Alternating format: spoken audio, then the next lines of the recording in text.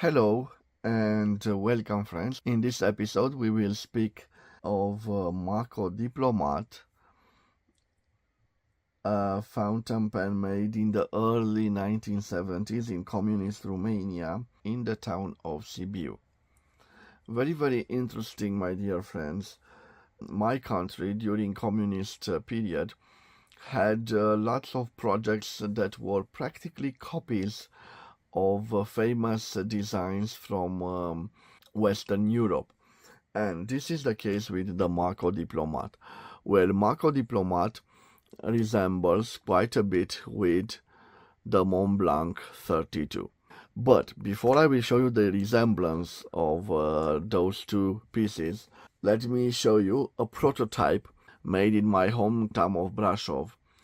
This is the fountain pen called Carpats, made at an armament factory called Uzina Doi in my town. And you can see that this particular pen resembles quite a bit the Waterman CF. You can see the design is identical. And my friends, we will talk a little bit more about the prototype from Uzina Doi. I will leave a link with the video on the top of the screen and also at the end of this video. So, in the same trend, in the early 70s, the Archimet factory from Sibiu made this fountain pen. Let me present it to you and then we will compare it with the Montblanc 32. Okay. What draws the attention is the logo, which is quite similar to the logo of Montblanc, but instead of a 6-shaped star, we have only 5 edges to it. And this is also present at the back of the pen. So at the original Montblanc we have 6 corners, and on this we have only 5 corners.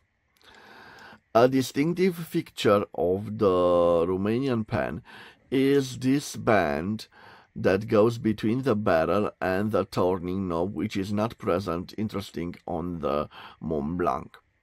If we look at the clip, we can see that the clip of the Montblanc is a little more complex. This has a simple brass clip. We can see that also the materials used, the injected plastic, is of superior quality at the Montblanc. This has signs of cracking right over here, guys.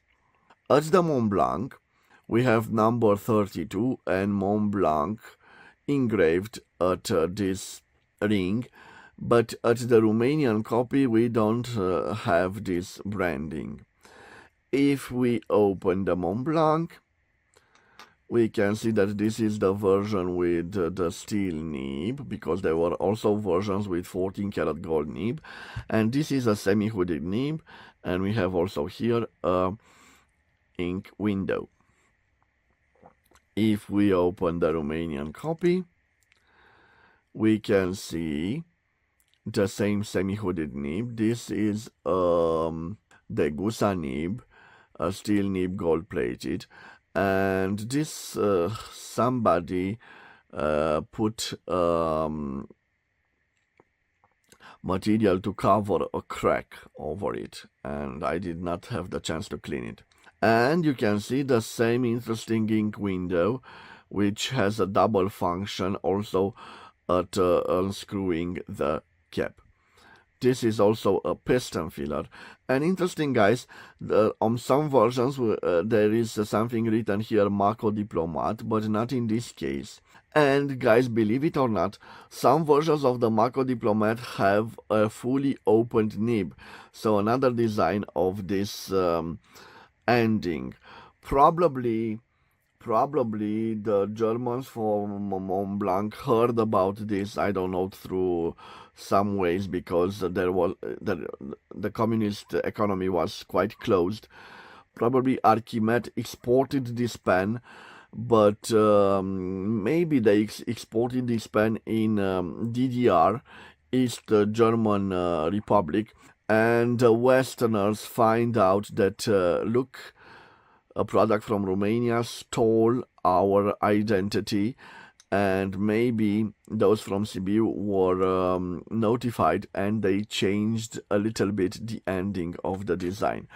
I don't know for sure. This is just a supposition from my side.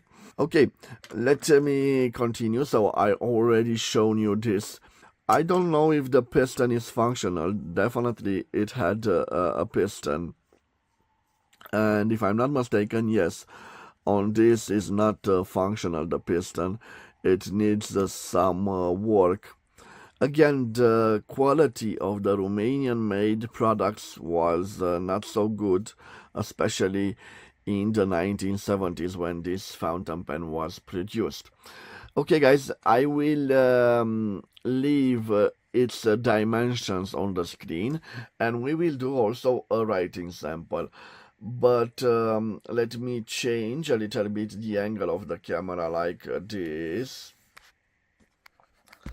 Okay, my friends, and now I will do a writing sample with this. Okay,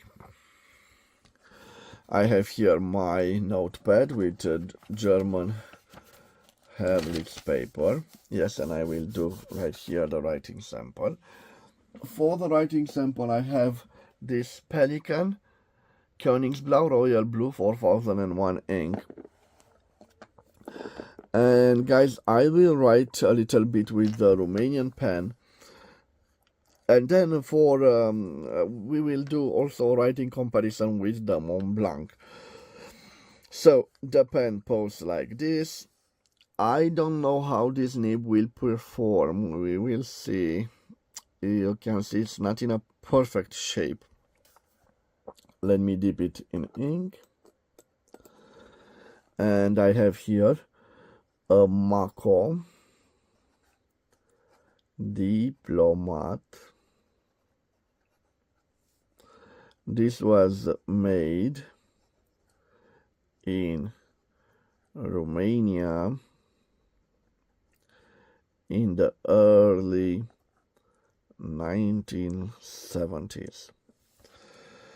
Sorry, let's zoom a little bit. So made in Romania in the early 1970s. It has a steel nib. It is gold plated. And interesting, we have a German nib on it, a Degussa nib.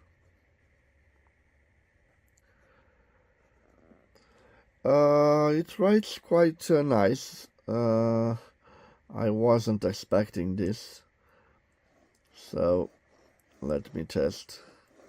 No flex to this nib. I wasn't expecting a flexible nib, no flex, but a pretty juicy nib. Let me show you.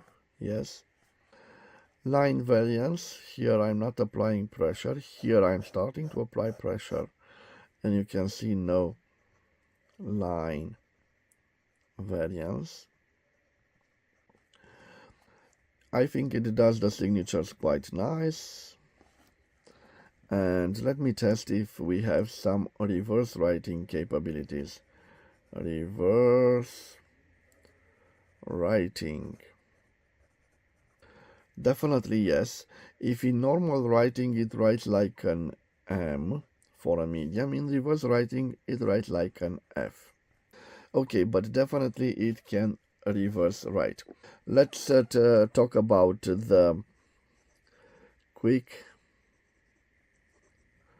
brown fox jumps over the lazy dog. It lost a little bit of the ink. Let me dip it out again. So I put it here, dog. Okay, so this is the Romanian copy of the Montblanc 32. Now guys, I will dip the Montblanc 32 with a steel nib, also in ink. And let's see how this writes. So I have here Montblanc 32. Judging by the way it writes, we have F nib, a steel nib, and amazingly, I like more the Degussa nib so than this nib. I don't know if we have Mont Blanc written on it. No, we have a simple nib, but a steel nib. I have also the versions where it was fitted with a gold nib, this Mont Blanc 32. So again, my friends, another example of communist inspired, let's say, products from renowned designs in the West. I have here the Mont Blanc 32, and also I have here a prototype. This time it was not mass produced, of these car parts that copied quite in detail the Waterman CF, the first fountain pen fitted with an ink cartridge. So guys, this was the review of the MACO Diplomat. I hope you've enjoyed it.